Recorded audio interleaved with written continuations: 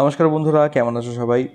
আজকে আমাদের সামনে যে সেটটা তোমাদের জন্য নিয়ে এসেছি সেটা হচ্ছে আমাদের অ্যারিথমেটিক লেভেলের আমাদের অ্যারিথমেটিকের হচ্ছে একটা সেট। আমরা এখানে প্র্যাকটিস করব প্রিলিমস লেভেলের কোয়েশ্চেন্সগুলোকে মাথায় রেখে।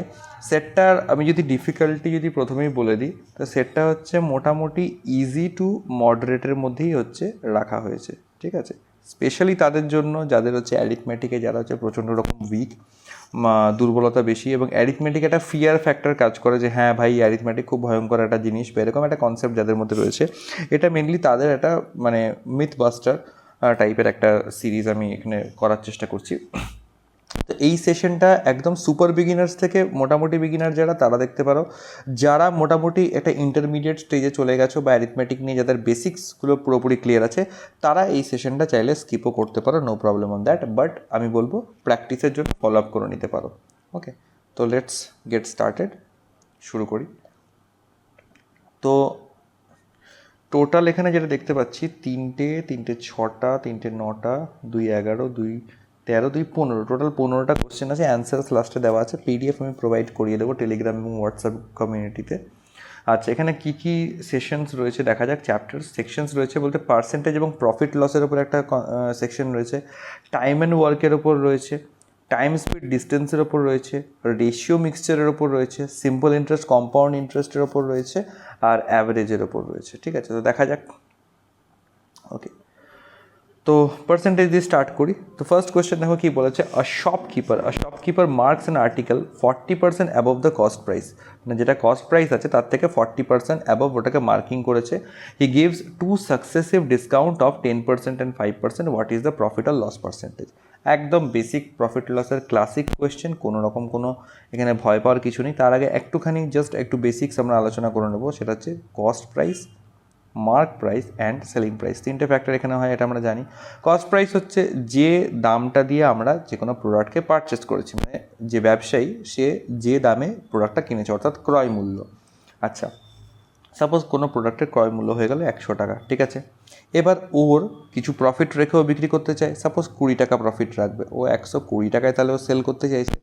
এবার দোকানে কি হয় অনেক সময়, যে ধরো কোনো জিনিস তুমি কিনতে গেলে তোমাকে এক্স্যাক্ট ও সেলিং প্রাইসটা বলে যে 120 টাকা এর দাম আছে। তো মানুষ তো বার্গেনিং করে না, কিছু ডিসকাউন্ট দিন, 120 নয় 10 টাকা কমান 110 টাকা দিই, 5 টাকা কমান 115 টাকা দিই। বাট ওর তো 20 টাকা প্রফিট চাই, ও তো তার থেকে কমেও দিতে পারবে না। কিছু দোকান থাকবে বলে দেয় ফিক্সড প্রাইস, নো বার্গেনিং। তো তাদের ক্ষেত্রে কী হয়, না ওই দোকানে যাবো না, কাস্টমাররা ভাবে ওই দোকানে যাবো না, কোনো ডিসকাউন্ট নেয় না, কোনো বেনিফিটস পায় না, কিছু না, ইত্যাদি। তো এটার জন্য কি করে, মার্ক প্রাইসের কনসেপ্টে এসছে। দেখা যাচ্ছে 100 টাকা থেকে ও হয়তো বাড়িয়ে 140 টাকা মার্ক প্রাইস করে দিল। এইটা হচ্ছে প্রোডাক্টের গায়ে ওর লাগানো আছে লেবেল 140 টাকা। সেইখান থেকে ও বলবে যে 20 টাকা মতন আমি ডিসকাউন্ট দিয়ে দেখুন 120 টাকা আমার ফাইনাল প্রাইস হবে। কাস্টমারও খুশ, ওরও প্রফিট হয়ে গেল। তো এটা গেল একটা basic story about CP, MP and SP, cost, mark and selling price. ঠিক আছে, এবার এই কনসেপ্টটা এখানে আমরা কাজে লাগাবো। এবার এগুলো আমি এত ধরে ধরে একদম বেসিক্স ধরে ধরে কেন বলছি, অনেকে বলবে দাদা এগুলো তো আমরা জানি, এগুলো এত বারবার রিপিট করার কি আছে। এটা বলার একটাই মাত্র উদ্দেশ্য যে অনেকেই বেসিক্সগুলো জানে না। তাই আগেই বললাম, যাদের এইগুলো সম্বন্ধে আইডিয়া আছে বা একদম সুপার বিগিনার যারা নয়, তারা চাইলে স্কিপ করতে পারো, নো প্রবলেম। যারা একদমই বিগিনার তারা ফলো করতে পারো। এছাড়াও আমার 1.0, 2.0 প্লেলিস্টের মধ্যে পুরো ডিটেল একদম ডিসকাশনস করাই আছে, তোমরা সেখান থেকেও চেক করে নিতে পারো। তো marks and article 40% above the cost price. তো আমি ধরে নিচ্ছি কস্ট প্রাইস কত, কস্ট প্রাইস হচ্ছে 100, আর মার্ক প্রাইস কত, মার্ক প্রাইস হয়ে গেলো 40% বেশি, অর্থাৎ 100 থেকে 40 বাড়া 140 হয়ে যাবে। আচ্ছা, হি gives 2 successive discount of 10% and 5%। ওকে, তো 10% আর 5% দুটো সাকসেসিভ দিল। তো কী করা যেতে পারে, 140 টাকা মার্ক প্রাইস, সেখান থেকে প্রথমে 10% ডিসকাউন্ট দিচ্ছে। আচ্ছা, এখানেও পার্সেন্টেজের একটা কনসেপ্ট বলে রাখি। ধরো 10% হচ্ছে আমার ডিসকাউন্ট দিচ্ছে, কমাচ্ছে। তো মার্ক প্রাইসের ওপর 10% কমাচ্ছে, বা ভুলে যাও মার্ক প্রাইস, যে কোনো একটা ধরো ফিগার রয়েছে, তার থেকে আমি দেখাচ্ছি কী করছি, আমি 10% মতন ওই ফিগারটাকে আমি রিডিউস করছি, 10% মতন রিডিউস করছি। তো আমরা কী করতে পারি, এই মেন ফিগারটার তার 10%-এর ভ্যালু কত আগে আমরা সেটা বার করতে পারি, দিয়ে মেন ফিগার থেকে এই যে ভ্যালুটা সেটা আমরা মাইনাস করে এক্স্যাক্ট যে রেজাল্ট সেটা পেয়ে যেতে পারি। ঠিক, একটা হচ্ছে এরকম প্রসেস, ইয়ে হ্যাঁ আম জিন্দগি। এবার আসবো মেন্টস জিন্দেগি, যেটা আমাদের করতে হবে ব্যাঙ্কিং এক্সাম কোয়ালিফাই করার জন্য। -10% করছি মানে আমরা এত সব লচর পচরের মধ্যে যাব না।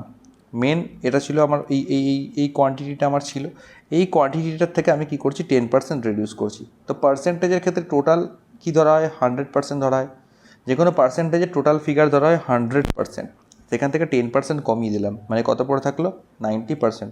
তো মেন প্রোডাক্ট যেটা ছিল তার 90% বার করে নাও, তুমি এই ভ্যালুটা এখান থেকে ডাইরেক্ট পেয়ে যাবে। ওকে, সিমিলার জিনিস ধরো 10% যদি বাড়াতে বলতো তাহলে কী করতাম 100 + 10% 110% বার করে নিতাম। এটাই গল্প, এটা অনেকে কিন্তু জানে না, যদিও খুব বেসিক জিনিস। তো এই প্রসেসটা কাজে লাগে। মার্ক প্রাইস 140, তো প্রথমে কী করা হচ্ছে 10% ডিসকাউন্ট দেওয়া হচ্ছে। 10% ডিসকাউন্ট দেওয়ার পর আমার কত থাকবে সেটা বার করার জন্য আমাকে 90% করতে হবে, রাইট? এর 90% করতে হবে। এর উপর আবার কি হচ্ছে 5% ডিসকাউন্ট দেওয়া হচ্ছে। 5% ডিসকাউন্ট মানে কত, 100 থেকে 5 বাদ দিলে বাকি 95% হয়ে যাচ্ছে। এটা হয়ে গেল আমার ফাইনাল সেলিং প্রাইস। ঠিক আছে, সেলিং প্রাইস এটা হচ্ছে ফাইনাল সেলিং প্রাইস। চলো, ভালো কথা। এবার পার্সেন্টেজগুলো একটু ক্যান্সেল করা যাক। এখানে পার্সেন্টেজ ক্যান্সেল করার জন্য এই 0 আর এই 0 কেটে যাবে, আর এখানে 95/100 চলে আসবে। আচ্ছা, এখানে করে দিলাম 5 19 95, 5 20 100। আচ্ছা, আর কি করা যেতে পারে, 2 7 14, 2 10 20, বাস এইটুকুনি রাখলাম। এইটা দাঁড়ালো আমার ওভারঅল সেলিং প্রাইস। ঠিক আছে, আমাকে হচ্ছে what is the profit or loss percentage. এটা বার করার জন্য সহজ উপায়, সিপি আর এসপি এটা একটা রেশিও করে নাও। সিপি হয়ে গেল 100 ছিল, এসপি কত আসলো, এখান থেকে দেখো 7 আসছে, এখান থেকে 9 আসছে, এখান থেকে 19 আসছে, এখানে আসছে তোমার 10 আসছে। ঠিক আছে, তো আদারওয়াইজ তো কিছু দেখছি না, নর্মাল মাল্টিপ্লাই করতে হবে। 9 আর 19 কত হয়, টেবিল মুখস্থ রাখবো, 90 এবং 81 কত হয় 171, 171। এর সঙ্গে আবার 7 মাল্টিপ্লাই করো, কত হবে 7 থেকে 7, 7 7 49, 9 হাতে 4, 7 থেকে 7 4 11, 1197। অর্থাৎ এই টোটাল ফিগারটা উপরে কত আসলো 1197। ওকে, নিচে 10 আছে, এই 10টাকে এখানে ক্রস মাল্টিপ্লাই করার মতন নিয়ে চলে আসো, কারণ রেশিও ক্যালকুলেশন করলে 10টা আলটিমেটলি উপরে এসে এর সঙ্গে গুণই হবে। তাই আমরা কি করতে পারি, ধরো x/y/z এরকম রয়েছে, এটাকে আমরা ডাইরেক্ট কোনাকুনি গুণ করে xz/y এরকম করে আমরা লিখতে পারি। ঠিক আছে, তো এটা কত হবে, এটা 1000 হয়ে যাবে, 1000। তাহলে সিপিএসপি রেশিও কত আসলো 1000 আর 1197, মানে 1000-এর যদি সিপি হয় তাহলে কত টাকার প্রফিট করছে, এখানে 197 ইউনিট প্রফিট করছে, 197 মতো প্রফিট করছে। তাহলে 100-তে কত প্রফিট করবে, 0 0 ক্যান্সেল, 0 0 ক্যান্সেল, তাহলে 19.7% মতন আমি দেখতে পাচ্ছি ডেসিমালসে ভ্যালু আসছে। এখানে অ্যান্সার পাচ্ছি কত, 19.7%, এরকম মতন আমার এখানে প্রফিট আমি দেখতে পাচ্ছি। প্রফিট কেন করছে বলছি, সিপি থেকে এসপিটা দেখো ইনক্রিজ করেছে, বেড়েছে। ওকে, 19.7% প্রফিট একদম কারেক্ট আছে। তাই হোক বোঝা গেল, একদম ছোট্ট কোশ্চেন, কিন্তু এখান থেকে অনেক কিছু জিনিস অ্যাডিশনাল আমরা আলোচনা করলাম। ঠিক আছে, তোমরা ভিডিওটা একবার রিপিট করে বা পজ করে এটাকে আরেকবার রিপিট দেখে নিতে পারো। ঠিক, ওকে।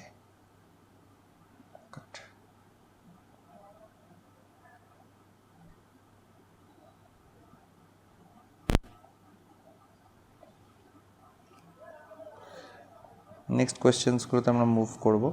কী বলেছে, বলেছে the cost price of an article is increase by 25% and then sold at 10% discount on new place, find the net percentage or gain or loss.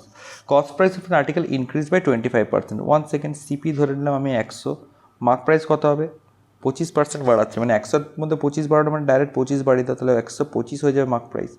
এবার কী করা হচ্ছে, sold at 10% discount on new price, এবার এর থেকে আবার কী করা হচ্ছে, এর থেকে আবার হচ্ছে তোমার 10% ডিসকাউন্ট করা হচ্ছে। তো find the profit or loss percentage. একটা জিনিস শিখিয়ে রাখি, যখন ফাইনাল কোয়েশ্চেন আমার প্রফিট এবং লস পার্সেন্টেজ এরকম জিজ্ঞেস করবে, তখন বুঝে রাখবে যে আমার এক্স্যাক্ট ভ্যালুজ না বার করলেও চলবে। আমরা দুটো রাশির মধ্যে যখন কম্পেয়ার করছি, কত পার্সেন্টেজ বাড়ছে বা কত পার্সেন্টেজ কমছে, তখন আমরা সেই রাশিগুলোর যদি রেশিও নিয়ে নিই, অনুপাত করে দিই, তাহলে করে আমরা কিন্তু সেখান থেকে অনেক ইজিলি বার করতে পারবো। জরুরি নয় যে আমার ওদের এক্স্যাক্ট ভ্যালুগুলোই বার করতে হবে। তো এবার দেখো, যেমন আমি যদি বলি এসপিটা কত আসবে, তাহলে এই 125 যেটা আসছে, 125-এ তোমার 10% কমছে, মানে 125-এ তোমার 90%, অর্থাৎ 9/10 এরকম করতে পারি। সিম্পল, অনেকে ক্যালকুলেশন করবে, আমি বলবো ক্যালকুলেশন করার দরকার নেই। সিম্পল সিপি/এসপি রেশিও ভাবো, সিপি 100, এসপি কত 125 ইন্টু 9/10। এবার এটা ইজি হবে, উপরে কাটতে পারবে এখানে 25 4 100, 25 5 125, এখানে 5 দুগুণে 10 কেটে দাও, 4 দুগুণে এটা 8 হয়ে যাবে, এটা 9 হয়ে যাবে, মানে সিপি যদি 8 হয় এসপি হচ্ছে 9। জিজ্ঞেস হচ্ছে প্রফিট আর লস পার্সেন্টেজ, তো 8-এর থেকে কত ইউনিট বাড়লো, 1 ইউনিট বাড়লো, মানে 8-এর মধ্যে 1 বাড়লো, তাহলে 100-তে কত, তো 1/8। এই ফ্র্যাকশনটা দেখিয়ে আমাদের বুঝে যেতে হবে, অ্যান্সার হবে 12.5%। কী করে করলাম? পার্সেন্টেজের একটা গল্প আমি শিখিয়েছিলাম যে পার্সেন্টেজ টু ফ্র্যাকশন একটা কনভার্সন হয়, অনেকগুলো লিস্ট হয়, ঠিক আছে, সেই লিস্টটা আমাদের কিন্তু মাথায় রাখতে হবে। তো এখানে থাকে 12.5%-এর যদি আমরা ফ্র্যাকশন করি তাহলে সেটা আসে 1/8, ঠিক আছে, তো তাই 1/8 থেকে ঘুরিয়ে 12.5% আমরা কনভার্ট করে দিলাম, একই ব্যাপার। Easy question, I hope clear আছে সবার কাছে। আচ্ছা, এবার একটা ভালো কোয়েশ্চেন দেখো, এই কোয়েশ্চেনটা বেশ ভালো। কী কোয়েশ্চেন আছে এটা? এখানে বলেছে a trader mixes 2 varieties of rice costing ₹40 per kg and ₹60 per kg in 3:2 ratio. খুব ভালো কথা। At what price per KG should he sell to gain 20%? ভালো কথা। অর্থাৎ একটা চাল আছে 40 টাকা পার কেজি, এটা হচ্ছে রেট। একটা চাল আছে যেটা হচ্ছে 60 টাকা পার কেজি, এটা হচ্ছে তার রেট, ঠিক আছে। এই দুটো মূল্যের চাল তাদেরকে 3:2 অনুপাতে মিশিয়ে দেওয়া হলো। এবার জিজ্ঞেস করা হচ্ছে at what price per KG should he sell to gain 20%? এটা জানতে চেয়েছে যে 20% প্রফিট পাওয়ার জন্য তার কত দামে সেটা বিক্রি করা উচিত, ঠিক আছে, ওকে। এবার 40 টাকা পার কেজি, 60 টাকা পার কেজি, এটা হচ্ছে কি হলো, এটা বেরোলো আমার হচ্ছে এদের সিপি, মানে এই দুটো হচ্ছে চালের ক্রয় মূল্য।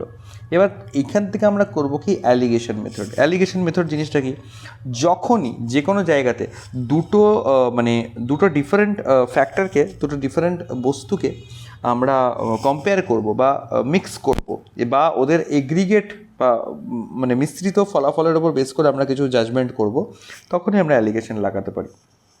কেমন করে হয়, এটা বাম পক্ষ, এটা ডান পক্ষ, এরকম দুটো ক্রস আসবে, এখানে মাঝখানে মিক্সিংয়ের পর যে রেজাল্টটা আসবে সেটা হচ্ছে কী হবে, মিক্স করা চালের ক্রয় মূল্য কত হতে পারে, মানে 40 টাকা প্রতি কেজি এবং 60 টাকা প্রতি কেজি চাল যদি মিক্স করি এই রেশিওতে, এই রেশিওটাকেও আনবো ক্যালকুলেশনের মধ্যে এই রেশিওতে মিক্স করলে পরে মিক্সচারটার কস্ট প্রাইস কত হতে পারে, আমি জানি না, আমি আপাতত লিখে দিলাম ₹X পার কেজি হতে পারে, ঠিক আছে, ওকে।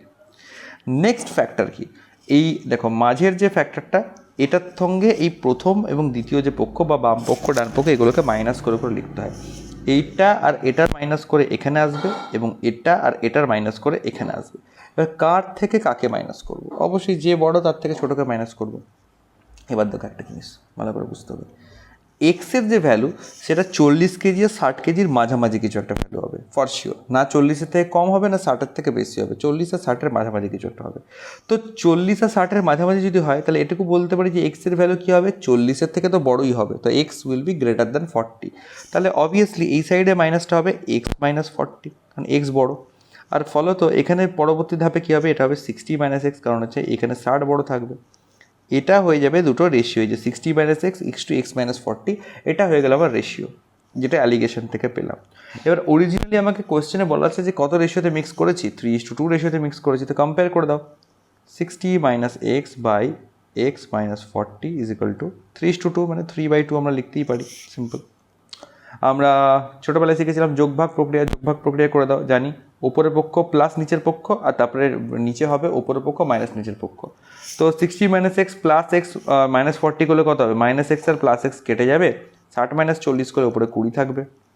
এই পক্ষ তো তাই করবো, 3 + 2 হবে 5 হবে।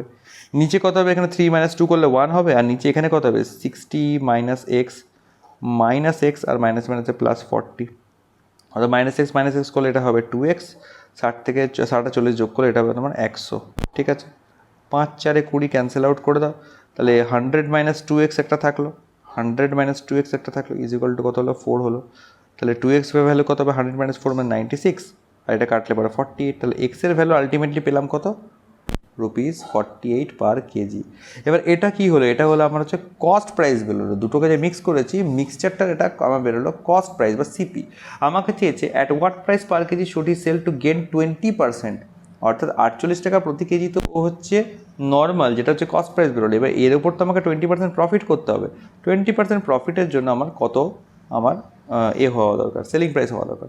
সিম্পল 48, তার উপর যদি 20% প্রফিট করতে হয়, 20% প্রফিট মানে 20% আরও বাড়াবো, অর্থাৎ করবো কত 120%। 120% মানে 120/100, 0 কেটে নিলাম। আচ্ছা, এখান থেকে কত হবে 4/48 480 এবং 8/96 480 আর 96 মানে 576। 576 নিচে 10, তাহলে এটা 57.6 মতন আসছে। সেলিং প্রাইস এত হওয়া উচিত 57.6। কোশ্চেন নাম্বার 3 দেখবো অ্যান্সার। 60 per kg অ্যান্সার মিলল না। What happened? At what price per kg should he sell to gain 20%?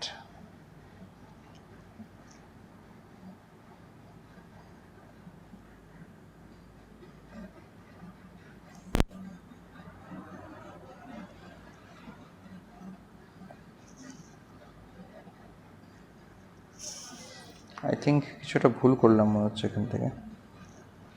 এটা যদি নর্মাল ক্যালকুলেশন করতাম 60 দুগুণ, এটা হতো 120 মাইনাস হতো 2x, এটা হতো কত 3x minus 120।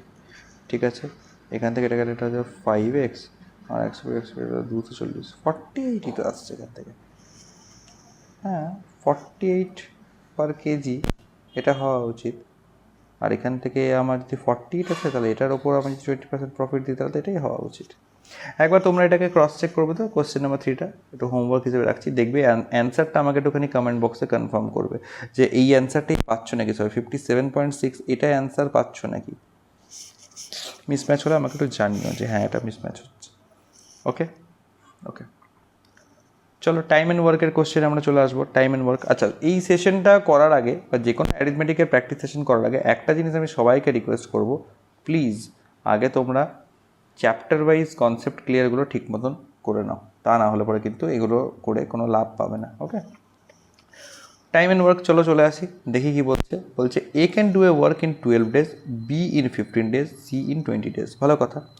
They start together but A leaves after 3 days and B leaves 2 days before completion. In how many days is work completed? Classic question time and ওয়ার্কের, খুব ভালো।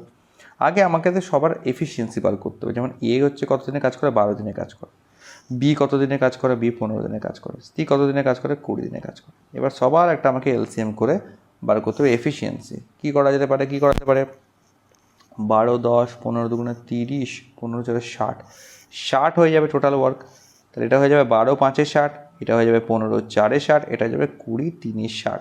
এই 5 4 3 এগুলো কি, এগুলো চেয়ে দেয় সবার এফিসিয়েন্সি, অর্থাৎ ওরা পার ডে কতটা করে কাজ করতে পারে। ঠিক আছে, 60 হয়ে গেল আমার টোটাল ওয়ার্ক।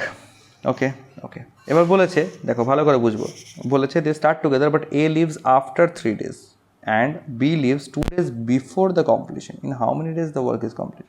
ঠিক আছে, টোটাল ওয়ার্ক কত? টোটাল ওয়ার্ক হচ্ছে 60, হিসাব করো। আচ্ছা, এ লিভস 3 days মানে প্রথম 3 দিন কাজ হয়েছে। 3 দিনে কতটা কাজ হয়েছে? 3 দিনে সবাই একসঙ্গে কাজ করতে শুরু করেছিল, স্টার্ট টুগেদার, 3 জন একসঙ্গে শুরু করেছিল। 3 দিনে কতটা কাজ হয়েছে?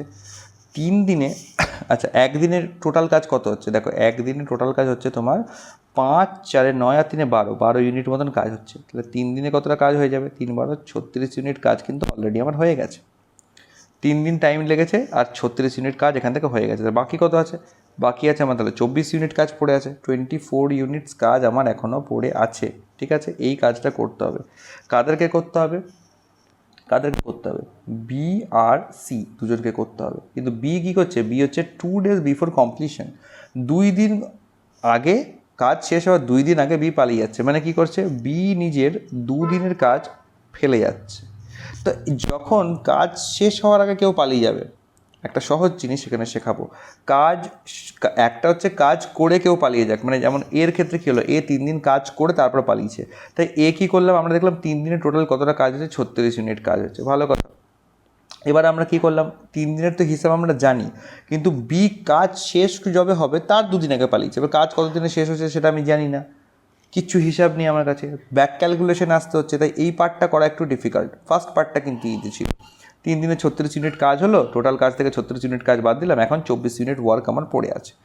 এবার যেটা করব এইরকম কন্ডিশনে দেখো বি 2 দিনে কতটা কাজ করতে পারে, বি একদিনে করে 4 ইউনিট, তাহলে বি 2 দিনে করবে কত ইউনিট কাজ, 8 ইউনিট কাজ করবে। ঠিক, এই 8 ইউনিট কাজকে তুমি এই রিমেনিং ওয়ার্কের সঙ্গে কী করে দাও, অ্যাড করে দাও।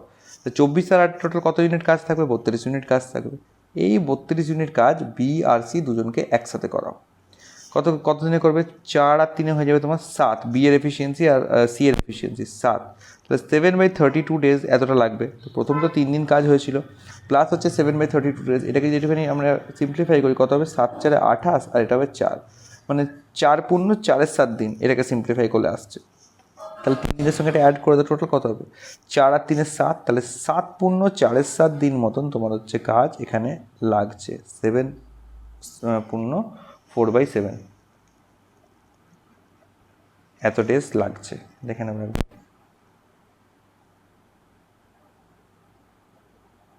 হ্যাঁ, অলমোস্ট 8 ডেজ, দেখো অলমোস্ট 8 ডেজ বলেছে। 4 নম্বর কোশ্চেনটা এটাই আছে। হ্যাঁ, 1 2 3 এটা হচ্ছে নাম্বার 4 অ্যান্সারের সঙ্গে যদি ট্যালি করতে হয় 4 নম্বর কোশ্চেন।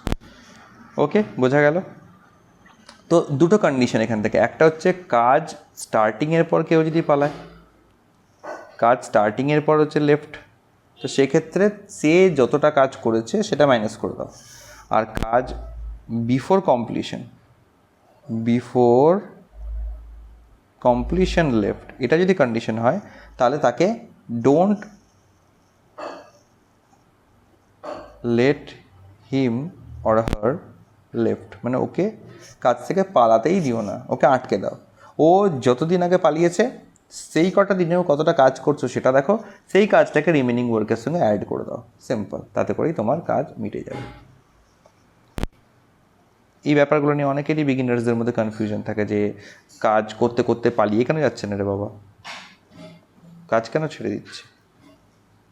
ঠিক আছে, তো এটা বোঝা গেল।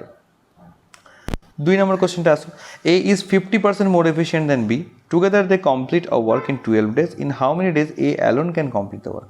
এ is 50% more efficient than B, তাহলে এ আর বি এর এফিসিয়েন্সি রেশিও কত, 50% মোর, মানে বি যদি 100 হয়, তাহলে এ হবে 150, তাহলে এদের রেশিও কত হবে, এখান থেকে 5 3:2, সিম্পল 3:2 রেশিও হবে।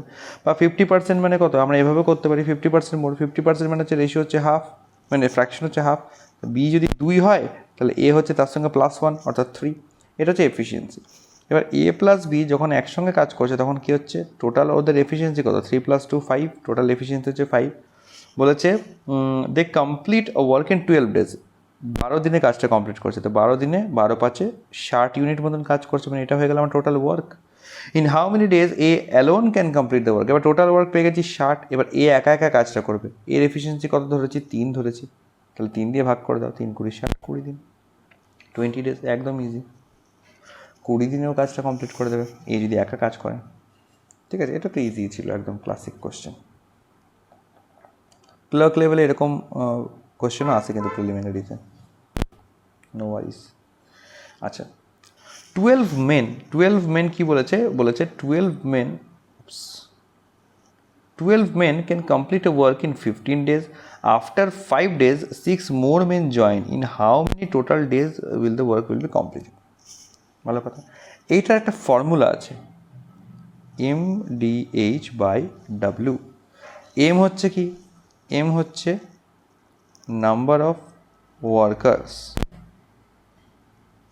ডি হচ্ছে নাম্বার অফ ডেজ, এইচ হচ্ছে number of work per hour, মানে প্রতি ঘন্টা, মানে work per day, work hour per day, মানে প্রতিদিন কত ঘন্টা করে কাজ করছে। ডাব্লু হচ্ছে আমার টোটাল ওয়ার্ক, কতটা কাজ হচ্ছে। ঠিক আছে, এইটা হচ্ছে ফর্মুলা। এইটার একটা মডিফিকেশন হয়, M1D1H1/W1 = M2 D2 H2/W2, এই গোটা ফ্যাক্টরটাই হচ্ছে একটা কনস্ট্যান্ট ফ্যাক্টর। ঠিক আছে, এবার দেখো আমরা এটাকে কী করে কাজে লাগাবো, এই ফর্মুলাটা কাজে লাগিয়ে আমাদের কাজ হবে। করি, বলছে 12 men complete the work in 15 days, ভালো কথা। After 5 days 6 more men join, ভালো কথা, in how many total days work will be completed, ভালো কথা। দেখো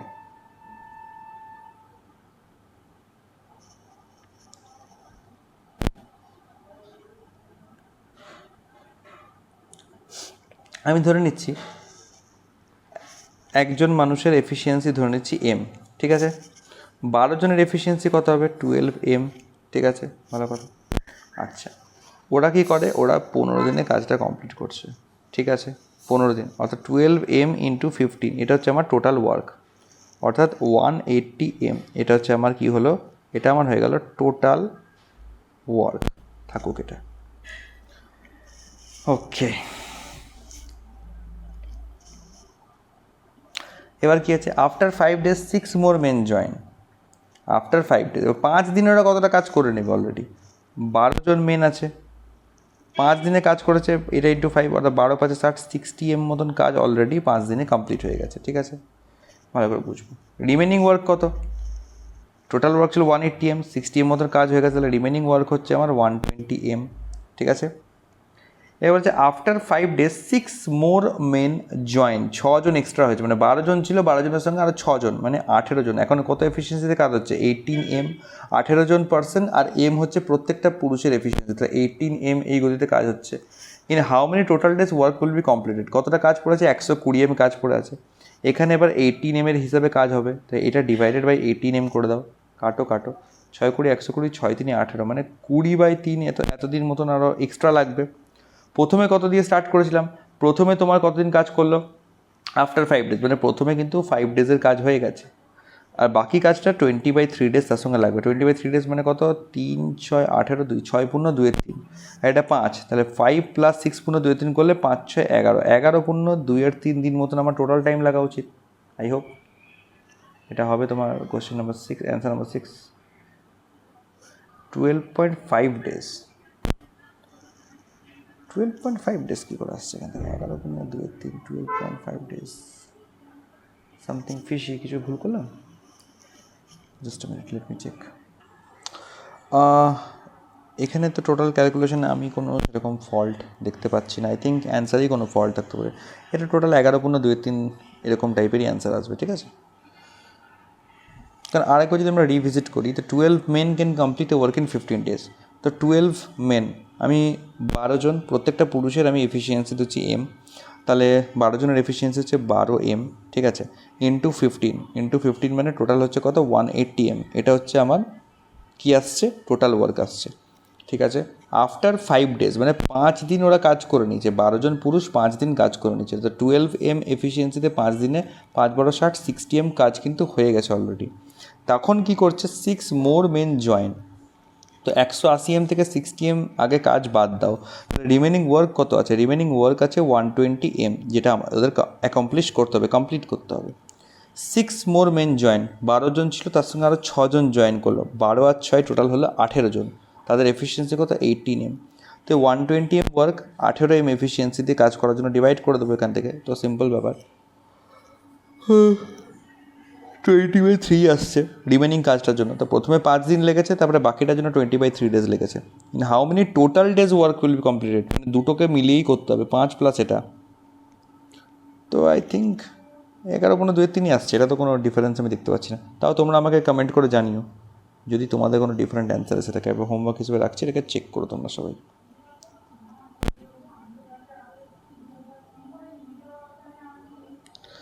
ওকে, চলো নেক্সট সেকশন আমরা দেখি। টাইম, স্পিড অ্যান্ড ডিস্টেন্সের ওপর এখানে একটা নেক্সট সেকশন দেখা যাচ্ছে। ফার্স্ট কী বলেছে?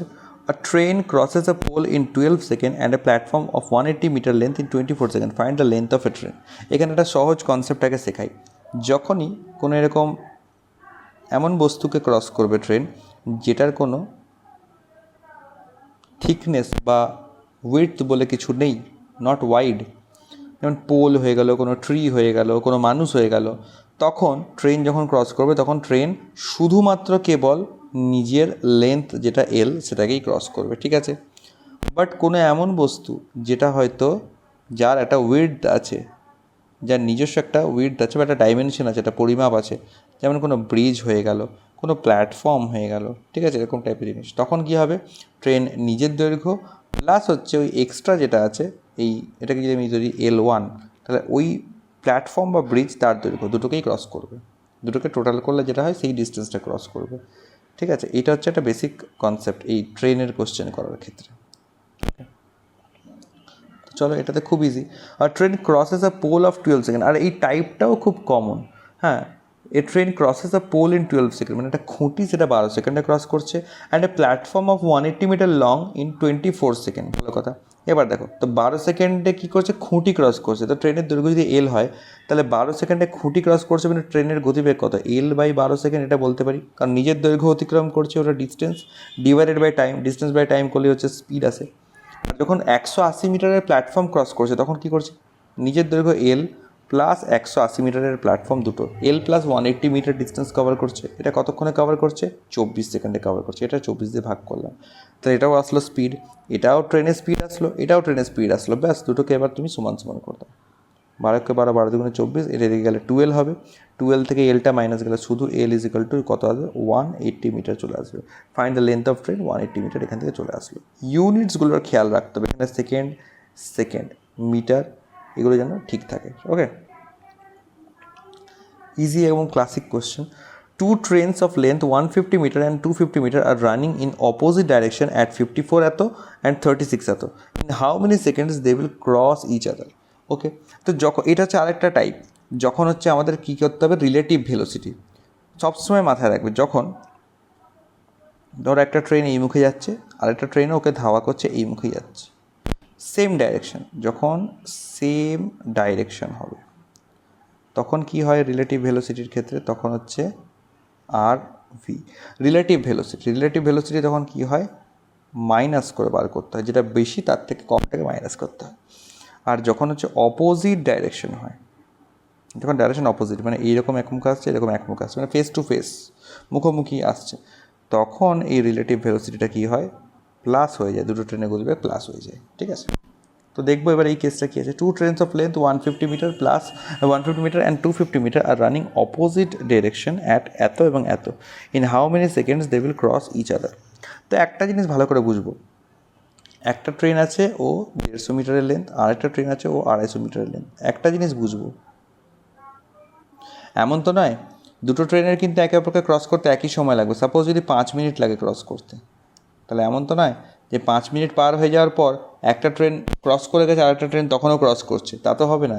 দুজনে একই সঙ্গে একে অপরকে ক্রস করছে, অর্থাৎ নির্দিষ্ট যে টাইম, সেই টাইমে দুজনে কিন্তু একই ডিস্টেন্স কভার করছে। আর সেই ডিস্টেন্সটা কী হবে, এদের একে অপরের দৈর্ঘ্যের সমষ্টি। আর 150 মিটারের ট্রেনটা কী করছে, নিজের দৈর্ঘ্য প্লাস 250 মিটার ট্রেনের দৈর্ঘ্য কভার করছে। 250 মিটার ট্রেনটাও নিজের দৈর্ঘ্য 250 মিটার প্লাস 150 মিটার যে ট্রেনটাকে ক্রস করছে তার দৈর্ঘ্য অতিক্রম করছে। অর্থাৎ টোটাল অতিক্রান্ত দূরত্ব কত, এটা হবে 250 প্লাস 150 টোটাল ডিস্টেন্স এটা। আর আমাকে বার করতে হবে কত, how many time they will cross each other. Cross each other এটা কী করতে হবে, ক্রস ইচ আদার এটা বার করার জন্য আমাকে যেটা করতে হবে সেটা হচ্ছে কি, টাইম বার করতে হবে। স্পিড ইজ ইকাল টু হয় ডিস্টেন্স বাই টাইম, তাহলে টাইম ইজ ইকাল টু কী হবে, টাইম ইজ ইকাল টু হবে আমার ডিস্টেন্স বাই স্পিড। ওকে, এবার এটা কি আছে, এটা তো আছে আমার মিটারে, ভালো কথা। আর স্পিডটা কিসে আছে, স্পিডটা দেখো 54 কিলোমিটার পার আওয়ার, একটা হচ্ছে 54 kmph আর একটা হচ্ছে আমার 36 kmph। এটা হচ্ছে কী অবস্থায় আসছে, এটা হচ্ছে একে অপরের ফেস টু ফেস আসছে, মুখোমুখি। তাহলে রিলেটিভ ভেলোসিটি কত হবে, এক্ষেত্রে প্লাস করতে হবে। তাহলে প্লাস করলে 54, 6, 60 আর 30, 90, 90 কিলোমিটার্স পার আওয়ার এটা আসলো। কিন্তু এখানে ইউনিটটা আছে মিটার, এখানে আছে কিলোমিটার পার আওয়ার, দুটোকে কি কম্পেয়ার করতে পারবো, পারবো না। তাই আমাকে এটাকে কনভার্ট করতে হবে কিসে, মিটার পার সেকেন্ডে কনভার্ট করতে হবে। এবার এটার একটা ট্রিক আছে, এটাও বলে রাখি। যখনই কিলোমিটার পার আওয়ার থেকে আমরা মিটার পার সেকেন্ডে আসবো, তখন আমরা সিম্পল এটাকে 5/18 দিয়ে মাল্টিপ্লাই করে দেবো। ওকে, কেন করবো তাও বলেছি। সাপোজ 1 কিলোমিটার প্রতি ঘন্টা একটা স্পিড আছে, এটাকে কনভার্ট করতে চাইছি। 1 ঘন্টায় অতিক্রম করে কত কিলোমিটার, 1 কিলোমিটার। ভালো কথা। 1 ঘন্টা মানে কত হয়, 1 ঘন্টা মানে সেকেন্ডে কনভার্ট করলে হয় 3600 সেকেন্ড। 1 কিলোমিটারকে মিটারে কনভার্ট করলে হয় 1000 মিটার। তাহলে এবার গতিবেগ কত হবে, 1 কিলোমিটার যে প্রতি ঘন্টায় 1 কিলোমিটার বাই 1 ঘন্টা, এবার এটা যদি কনভার্ট করি তাহলে 1000 মিটার ডিভাইডেড বাই 3600 সেকেন্ড। কাটো কাটো কাটো কাটো, 2 5 10, 2 8 36, অর্থাৎ কত আসলো 5/18। আর এটা কিসে আসলো, এখন কনভার্ট করেছি, এটা মিটার হয়ে গেছে, এটা সেকেন্ড হয়ে গেছে, 5/18 মিটার পার সেকেন্ড। অর্থাৎ 1 কিলোমিটার প্রতি ঘন্টাকে যদি কনভার্ট করি মিটার পার সেকেন্ডে, তাহলে আসছে 5/18 মিটার পার সেকেন্ড। তা একের সঙ্গে কত গুণ করলে 5/18 আসে? অবভিয়াসলি 5/18 গুণ করতে হবে। তাই কিলোমিটার প্রতি ঘন্টা থেকে যদি আমি মিটার পার সেকেন্ডে গুণ করতে চাই, মানে কনভার্ট করতে চাই, তাহলে সোজাসুজি 5/18 দিয়ে মাল্টিপ্লাই করব। উল্টোটা যদি করতে চাই, মিটার পার সেকেন্ড থেকে যদি আমি কিলোমিটার পার আওয়ার বার করতে চাই, তাহলে 18/5 দিয়ে মাল্টিপ্লাই করবো। এটাই ডিফারেন্স, মাথায় রাখতে হবে। হ্যাঁ, তাহলে এটা হচ্ছে 25 মিটার পার সেকেন্ড এখান থেকে আসলো আমার গতিবেগ। ঠিক, তো চাপিয়ে দাও এখান থেকে। টাইম কত লাগবে? 250 150 মানে কত? 250 350 400 মিটার টোটাল, ডিভাইডেড বাই কত? 25। এত সেকেন্ড টাইম লাগবে। 5 5 25, 5 8 40, 5 16 80, 16 সেকেন্ডের মতন টাইম লাগবে, যা দেখতে পাচ্ছি একে অপরকে ক্রস করতে। 16 সেকেন্ডস মতো, ভেরি ইজি। রিলেটিভ ভেলোসিটি কনসেপ্টটা আমি এখানে রিভাইজ হয়ে গেল আমাদের। আচ্ছা, 3 নম্বর কোশ্চেন দেখি। A man travels first half distance at 40 kilometre per hour, second half at 60 kilometre per hour, find the average speed. আচ্ছা, এখানে একটা মজার বিষয় দেখো, এটাও করাই, আর করাতে একটা কনসেপ্ট এখানে ডিসকাস করব।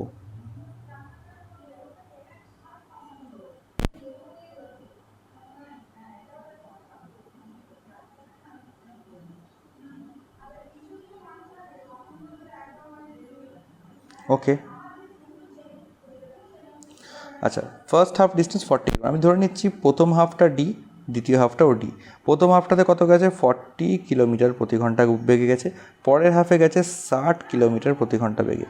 এবার আমার টোটাল যে অ্যাভারেজ স্পিড বার করার জন্য আমাকে লাগবে total distance by total time. Total distance হচ্ছে আমার 2D, D plus D 2D হয়ে গেল। এবার টাইমটা বার করতে হবে। এই ক্ষেত্রে টাইম কত লাগছে বার করো। টাইমের ফর্মুলা আমি কী বললাম? Speed is equal to distance by time, time is equal to distance by speed, অর্থাৎ D/40। এখানে টাইম হচ্ছে D/60, তাহলে টোটাল টাইম হচ্ছে কত? টোটাল টাইম হচ্ছে এই যে D/40 plus D/60। D common গেলে উপর নিচে কেটে যাবে, ঠিক আছে, 2। নিচে এটা কত? নিচে এটা তোমার সিম্পল যদি করি 40 × 60 করে দাও, আর উপরে হয়ে যাবে এটা 100। উপরে এটা চেঞ্জ করলে পরে 2 × 40 × 60, নিচে আসবে 100। শূন্য কাটো, 0 0 কাটো, 4 2 8 8 6 48, 48 কিলোমিটার পার আওয়ার। এটা বেরিয়ে গেল আমার অ্যাভারেজ স্পিড। সিম্পল, এটা এইভাবে করলাম। এর আর একটা ফর্মুলাও হয়, যখন ডিস্টেন্সটা সমান সমান থাকে না, যত ক্ষেপেই তুমি ট্রাভেল করো, ডিস্টেন্সগুলো যদি সমান সমান থাকে, তাহলে একটা ফর্মুলা হয় অ্যাভারেজ স্পিডে, সেটা হচ্ছে 2AB/A+B। যখন ডিস্টেন্সটা আমার সমান থাকে, অ্যাভারেজ স্পিড। অর্থাৎ এর তাৎপর্য কি? এ হচ্ছে ফার্স্ট স্পিড, বি হচ্ছে সেকেন্ড স্পিড। এ কত ছিল? 40 ছিল, করো 40। বি কত ছিল? 60 ছিল। A+B কত? 60 + 40 100। দেখো এই ফ্যাক্টরটাই কিন্তু চলে আসলো ঘুরিয়ে, এলো কি না? কত ইজিলি, 0 0 0 0 কেটে দাও, 4 2 8 8 48, 48 কিলোমিটার পার আওয়ার। সিম্পল। তো ডিস্টেন্স যখন সমান থাকবে, তখন আমরা অ্যাভারেজ স্পিডটাকে এই ফর্মুলার মাধ্যমে কিন্তু ডাইরেক্টলি অ্যাপ্লাই করতে পারি। এগুলো একদম ডিটেলে করানো আছে। আমি আবারও বলছি, যাদের এগুলো কনসেপ্টগুলো বুঝতে একটু প্রবলেম হচ্ছে বা মনে হচ্ছে আর একটু ডিটেলসে হলে ভালো হতো, তাদেরকে বলবো যে কোয়ান্টস আমার 1.0 এবং 2.0 দুটো প্লেলিস্টই অ্যাভেলেবেল আছে। এই প্লেলিস্টগুলোকে তোমরা ভালো করে দেখো, চ্যাপ্টার ওয়াইজ হচ্ছে সমস্ত কিছু ভেঙে ভেঙে করানো আছে, ঠিক আছে? আচ্ছা, চলে আসি নেক্সট, যেটা আছে রেশিও অ্যান্ড মিক্সচার। কিছু কোশ্চেন দেওয়া আছে, দেখা যাক এখানে কি বলতে চেয়েছে। বলা হচ্ছে, একটু পশ্চার চেঞ্জ করি, অনেকক্ষণ ধরে একই রকম পশ্চারে বসে আছি। বলা হচ্ছে কি? বলা হচ্ছে a solution contains milk and water in ratio 5:3। Okay, 5:3 এখানে রয়েছে। A solution contains milk and water in ratio 5:3. 60 liters of mixture is removed and replaced with water. New ratio become 3:5. Find the initial quantity. খুব ভালো question, খুব ভালো question. এখানে দেখো একটা জিনিস আমাদেরকে বুঝতে হবে, সেটা হচ্ছে কি, যদি ভালো করে আমরা এখানে ডিসকাস করি, সেটা হচ্ছে যখন আমার কাছে একটা পাত্রে সাপোজ কিছু মিক্সচার আছে, সাপোজ X/Y রেশিওতে আছে। এবার যদি এই পাত্র থেকে একটা ছোট পাত্র করে আমি মিক্সচার তুলে নিই, মিক্সচার আমি যদি মাইনাস করে দিই, তাহলে একটা জিনিস বুঝতে হবে, এই পাত্রটার মধ্যে যে মিক্সচারটা আমি তুললাম না, তার মধ্যেও কিন্তু কন্টেন্টস এই x:y রেশিওতেই থাকবে। এবং এই মিক্সচারটা সাপোজ এতটা ছিল, এই মিক্সচারটা বার করে নেওয়ার পর মিক্সচার কমে গিয়ে সাপোজ এতটা হয়ে গেল, এই রিমেনিং মিক্সচারটাও কিন্তু x:y রেশিওই মেনটেন করবে। যতক্ষণ না বাইরে থেকে আমরা অন্য কোনো মিক্সচার বা অন্য কোনো আইটেম অ্যাড করছি, ততক্ষণ এই রেশিওগুলো কিন্তু কিচ্ছু চেঞ্জ হবে না। ওকে, ওই হিসেবে দেখা যাক। আর solution contents milk and water কত, মিল্ক ইস টু ওয়াটার কত আছে, 5:3 আছে, ঠিক আছে। 16 litres of mixture removed, 16 litre mixture তুলে না হলে এরপরে রেশিও কত থাকবে, 5:3 থাকবে, কোনো চেঞ্জেস কিন্তু হবে না। অ্যান্ড রিপ্লেসড উইথ ওয়াটার, এবার 16 লিটার মিক্সচার তোলার পর কী করলাম আমি, 16 লিটার করে আমি ওয়াটার অ্যাড করে দিলাম, ওয়াটার। নিউ রেশিও কত হলো তার জন্য, নিউ রেশিও হলো আমার 3:5, ভালো কথা। মিল্ক এটা, ওয়াটার এটা, ঠিক আছে। বাট একটা জিনিস বুঝতে হবে, আমি কি মিল্ক কোনো জায়গায় চেঞ্জ করেছি, করিনি, শুধুমাত্র ওয়াটার চেঞ্জ করেছি। তাহলে এখানে মিল্ক হচ্ছে 5 ইউনিট, এখানে মিল্ক হচ্ছে 3 ইউনিট, এটা কী করে হয়ে গেল, মিল্কটা তো সমান থাকতে হবে, ওয়াটারটুকু চেঞ্জ হোক, তাই আমরা এটাকে সমান করব। এটা সমান করার একটা টেন্ডেন্সি মানে টেকনিক আছে। কীরকম, দেখো এই রেশিওতে মিল্ক আর ওয়াটারের ডিফারেন্স কত, 2, তাই এখানে 2 দিয়ে মাল্টিপ্লাই করে দাও। এখানেও মিল্ক আর ওয়াটারের ডিফারেন্স কত, 2, তাহলে এটাকেও 2 দিয়ে মাল্টিপ্লাই করে দাও। এবার নিউ রেশিওটা কী হবে, 5 দুগুণে এটা হয়ে গেল 10, 3 দুগুণে এটা হয়ে যাবে 6, এটা হয়ে যাবে 3 দুগুণে, ওকে just minute, sorry my bad, আমি একটু ভুল কনসেপ্ট ডিসকাস করে ফেলেছি, এটা হবে না, ভেরি সরি। এখানে আমরা নর্মাল মাল্টিপ্লিকেশন করবো, কীরকম, মিল্ক আর এইখানে মিল্কটাকে সমান করার জন্য। তো দেখো এখানে যদি আমি 3 দিয়ে মাল্টিপ্লাই করি, তাহলে 3 5 15 করলে এখানে মিল্ক 15 ইউনিট হবে। এখানে যদি 5 দিয়ে মাল্টিপ্লাই করি, তাহলে 5 3 15 হয়ে যাবে, মিল্ক সমান হয়ে যাবে। কিন্তু শর্ত একটাই, মাল্টিপ্লাই করলে পরে মিল্কটাকেও করবো, ওয়াটারটাকেও করবো। তাহলে এখানে মাল্টিপ্লাই করলে 5 3 15 হবে, আর ওয়াটার হবে 3 3 9 ইউনিট। এখানে 5 3 15 হবে, আর ওয়াটার হবে 5 5 25 ইউনিট, হয়ে গেল, রেডি। তো মিল্ক আমার একদম কনস্ট্যান্ট, কোনো চেঞ্জেস নেই। ওয়াটারে চেঞ্জ হচ্ছে, ওয়াটারে কী চেঞ্জ হচ্ছে, 9 ছিল 25 হলো, কতটা বাড়লো, 16 ইউনিট মতন বাড়লো। অ্যাকচুয়ালি কতটা ওয়াটার অ্যাড করা হয়েছে, 16 লিটার ওয়াটারই অ্যাড করা হয়েছে, মানে 16-র ভ্যালুই 16, অর্থাৎ যা এখানে দেখতে পাচ্ছ অ্যাজ ইট ইজ। অর্থাৎ এই 16 লিটার মিক্সচার তুলে নেওয়ার পর মিল্ক কত ছিল, 16 লিটার মিক্সচার তুলে নেওয়ার পর আমার কাছে মিল্ক ছিল 15 লিটার, ওয়াটার কত ছিল, ওয়াটার ছিল 9 লিটার, ঠিক আছে। তাহলে টোটাল কোয়ান্টিটি কত, এটা 15 আর 9 24 লিটার টোটাল মিক্সচার।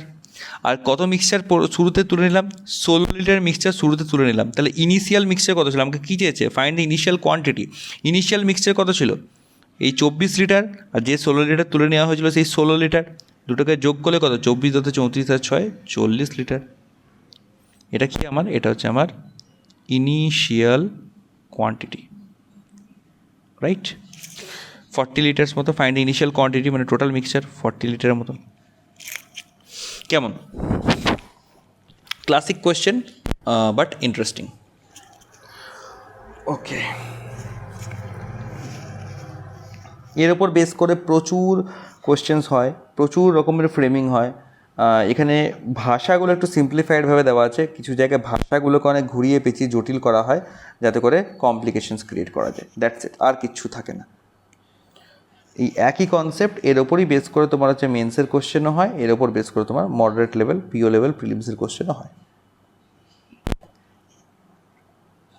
ওকে, আর একটা রেশিওর কোশ্চেন আছে, কী বলেছে, the ratio of income of A and B হচ্ছে 3:4 and their expenditures are in ratio 2:3, if both save ₹600 find the income of A. মানে ওদের ইনকামের রেশিও বলেছে, ইনকামের রেশিও কত, ইনকামের রেশিও হচ্ছে 3:4, ইনকামের ক্ষেত্রে A:B কত আসছে, 3:4, আর এক্সপেন্ডিচার কত আসছে, এক্সপেন্ডিচারের রেশিও হচ্ছে তোমার 2:3, ভালো কথা। If both of them saves 600, ভালো কথা, ফাইন্ড দ্য ইনকাম অফ এ।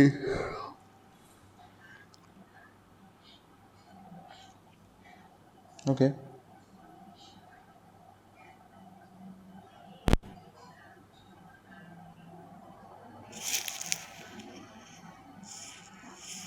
এটার যেটা দেখছি আমি,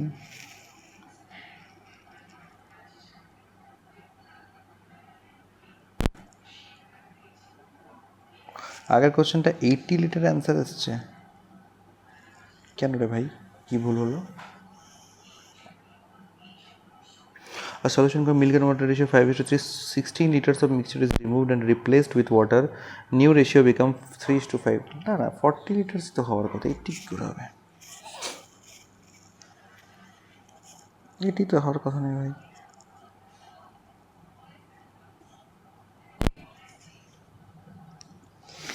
দেখো, এটা করার একটা খুব ইজি উপায়। ইনকাম কত আছে এর ক্ষেত্রে 3 ইউনিট, এক্সপেন্ডিচার কত আছে 2 ইউনিট, ডিফারেন্স কত? 1 ইউনিটের ডিফারেন্স আসছে। আর বিয়ের ক্ষেত্রেও 4, আর বিয়ের ক্ষেত্রে এটা হচ্ছে 3, এখানেও 1 ইউনিটের ডিফারেন্স আসছে। এবার সেভিংস কত? সেভিংস মানে হচ্ছে আমার ইনকাম মাইনাস হচ্ছে এক্সপেন্ডিচার, এটাই হচ্ছে আমার সেভিংস, রাইট? হ্যাঁ কি না? ইনকাম মাইনাস এক্সপেন্ডিচারটাই বলা হয় সেভিংস। তো ইনকাম আর এক্সপেন্ডিচারের ডিফারেন্স দুজনের ক্ষেত্রে আসছে 1, আর বলা হয় যে দুজনেই কত করে 600 টাকা করে সেভিংস করার। তো 1-এর ভ্যালু যদি 600 হয় তাহলে হয়ে গেল, এখান থেকে ডাইরেক্ট বেরিয়ে যাবে। আমাকে চেয়েছে ফাইন্ড দ্য ইনকাম অফ এর ইনকাম কত? 3 ইউনিট। 3-এর ভ্যালু কত? 600 × 3 1800, 1800 টাকা হয়ে যাবে এর ইনকাম। সিম্পল।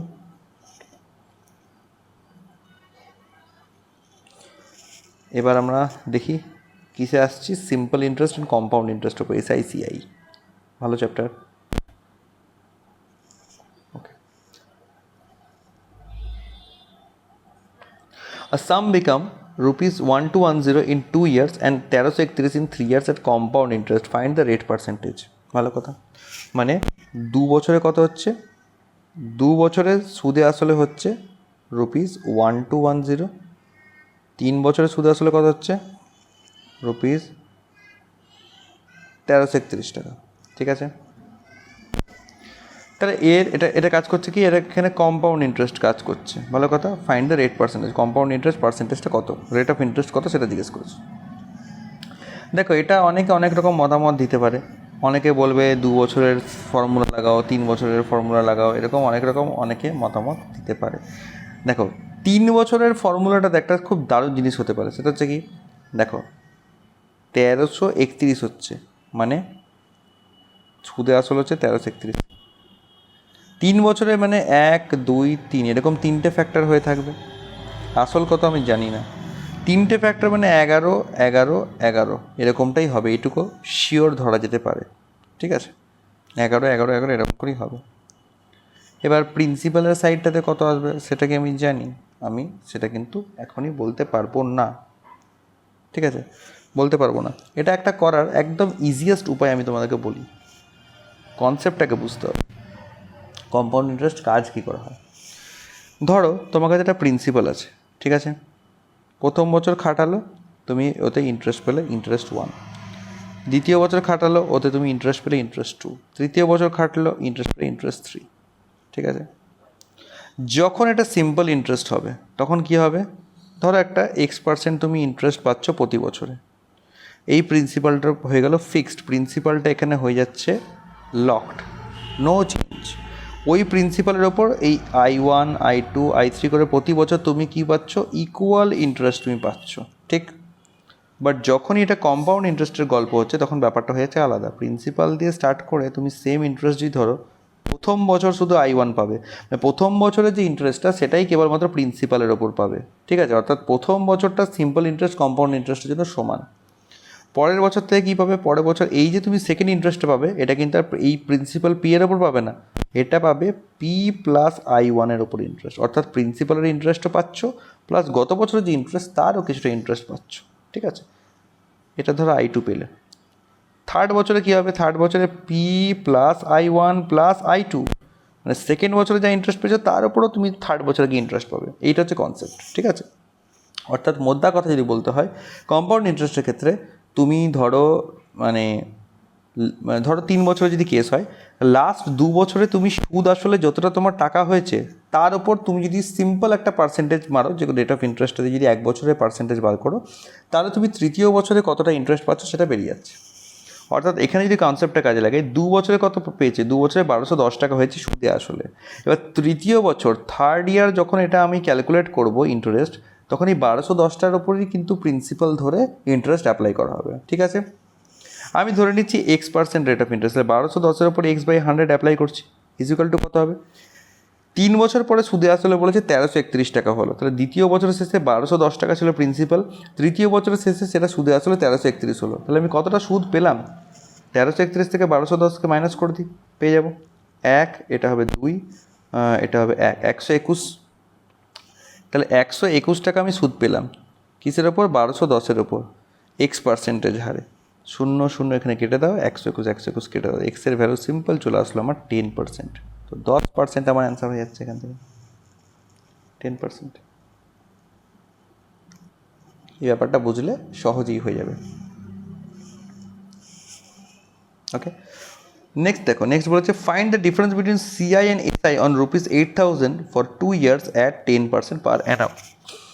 এটা অনেকে নর্মালি বলবে হ্যাঁ ঠিক আছে, এই টাকাটার উপর তো সবই তো বলা আছে, টাকা বলা, প্রিন্সিপাল বলা আছে, রেট অফ ইন্টারেস্ট বলা আছে, 2 বছরের টাইম বলা আছে, সিম্পল ইন্টারেস্ট আলাদা করে বার করো, কম্পাউন্ড ইন্টারেস্ট আলাদা করে বার করো, দিয়ে করে দাও, হয়ে যাবে গল্প। বাট আমি বলবো না, এটা করো না, আরও ইজি উপায় আছে, মানে একটা স্পেশাল টাইপ এটা। হ্যাঁ, কী করে করবো দেখো, প্রথমে দেখো 10% পার অ্যানাম, এগুলোর টাইপগুলো সব ডিসকাস করা আছে প্লে লিস্টে, তোমরা সেখান থেকে অবশ্যই দেখে নাও। 10%, তো 10%কে যদি ফ্র্যাকশন করি কত হবে? 1/10 আসবে, এটাতে ফোকাস করো, এই 10 ডিনোমিনেটরটাতে ফোকাস করো। 10, আচ্ছা ক বছরের জন্য খাটাচ্ছি, টাইম কত? টাইম হচ্ছে আমার 2 বছরের জন্য হিসাব চাইছি, তাহলে আমরা কী করবো? এখানে 10-এর স্কোয়ার করবো, 10-এর স্কোয়ার তথা 100, এইটাকে প্রিন্সিপাল ধরে আমাকে কাজ করতে হবে। আচ্ছা এবার বলো, প্রথম বছর আর দ্বিতীয় বছর দুটো শাখা করলাম, কত করে সুদ হবে? 1/10 ফ্র্যাকশন করে সুদ পাবে, তাহলে 100-র 1/10 মানে 10 টাকা সুদ পেলো, এখানেও 100-র 1/10 মানে আমার 10 টাকা সুদ পেলো, ঠিক আছে, 10 টাকা বা 10 ইউনিট বলা ভালো। এবার প্রথম বছরে আমি কী বলেছিলাম? প্রথম বছরে শুধু এই মেন প্রিন্সিপাল পি এর ওপরেই তোমার হচ্ছে সুদটা পাবে, কিন্তু দ্বিতীয় বছরের গল্পটা আলাদা হবে। দ্বিতীয় বছরে পি এর ওপর একটা তো পেলোই, আর তার সঙ্গে এইটার জন্য এই যে প্রথম বছরের ইন্টারেস্ট, তার ওপরেও কিন্তু একটা ইন্টারেস্ট পাবে। কত করে পাবে? সে একই, সেম 1/10 হারেই পাবে, 1/10 ফ্র্যাকশনই পাবে। 10-এর 1/10 মানে কত পাচ্ছে? 1, এটা হচ্ছে। এবার বুঝবো, যদি এটা যদি শুধুমাত্র সিম্পল ইন্টারেস্টের গল্প হতো তাহলে করে সিস্টেমটা কেমন চলতো? যতই এবার কন্টিনিউ হোক না কেন, এই 10 10 10 10 করেই পেতে থাকতো। কিন্তু কম্পাউন্ড ইন্টারেস্টের ক্যালকুলেশন হলে কী হবে? প্রত্যেক বছর তার আগের বছরের যে ইন্টারেস্ট, সেই ইন্টারেস্টের ওপরও একটা ইন্টারেস্ট পাচ্ছে, অর্থাৎ এই যে একটা এক্সট্রা আসলো না, এটাই কিন্তু কম্পাউন্ড ইন্টারেস্ট বলে পেলো। সিম্পল ইন্টারেস্ট হলে এই ইন্টারেস্টটাই কিন্তু পেতো না। অর্থাৎ সিম্পল ইন্টারেস্ট আর কম্পাউন্ড ইন্টারেস্টের যদি ডিফারেন্স বলি, তাহলে এই যে নিচের যে লাইনটা তৈরি হবে এরকম এরকম করে, আরও 3 বছর 4 বছর থাকলে আরও কিছু লাইনস অ্যাড হবে, নিচের যে পার্টটা অ্যাড হবে সেটা শুধুমাত্র কম্পাউন্ড ইন্টারেস্টের জন্য হচ্ছে, ওটাই এক্সট্রা কম্পাউন্ড ইন্টারেস্টে। তো কত বলেছে? Difference between CI and SI on ₹8,000। এবার এই ডিফারেন্সের ভ্যালুটা বার করে হচ্ছে কিসের ওপর? 8,000 টাকা প্রিন্সিপালের ওপর। এখন প্রিন্সিপাল কত ধরেছি? আমি 100 ধরেছি, তাহলে এই 100-র আমাকে কোয়েশ্চেনে অরিজিনাল ভ্যালু কত বলেছে? 8,000 বলেছে। তাহলে ডিফারেন্স যেটা হচ্ছে 1, সেই 1-এর ভ্যালু কত? সিম্পল বার করো, 0 0 কাটো, 0 0 কাটো, 80 টাকা হয়ে যাচ্ছে। Simple answer, ₹80। ডান। ওকে, অ্যাভারেজের দুটো কোশ্চেন রইলো, আমি এই সেকশনটা হোমওয়ার্ক হিসেবে রাখছি, তোমরা ট্রাই করো নিজেরা, যদি কোথাও কোনো প্রবলেম হয় জানিও, সলভ করে দেবো। ওকে, আর এই পিডিএফটা আমি গ্রুপেও দিয়ে দিচ্ছি। আজকের মতন আমি এখানেই কনক্লুড করছি। ওকে, আর তোমরা সবাই কমেন্টস করে জানিও যে এই সেশনটা তোমাদের কেমন কী লাগলো, কোয়েশ্চেন্স কেমন কী লাগছে। আমি আরও মানে হায়ার লেভেল কোয়েশ্চেন্স পরবর্তী সেশনসগুলোতে নিয়ে আসবো, ডিসকাশন হবে এরকম করেই। আর তোমাদের পার্সোনালি কোন কোন চ্যাপ্টার্সের ওপর প্রবলেম, যদি সেগুলোর ওপর আমাকে কমেন্টস করে জানাও, তাহলে আমি চ্যাপ্টার ওরিয়েন্টেড প্র্যাকটিস সেশনসও মানে কন্ডাক্ট করানোর চেষ্টা করব। ওকে, বাকি ভালো লাগলে অবশ্যই ভিডিওটা শেয়ার করো যারা ফেলো অ্যাসপিরেন্টস আছে তাদের সাথে। আর টিল দেন ভালো করে প্র্যাকটিস করো, সিলেকশন কিন্তু নিতেই হবে কনফার্ম। Good bye.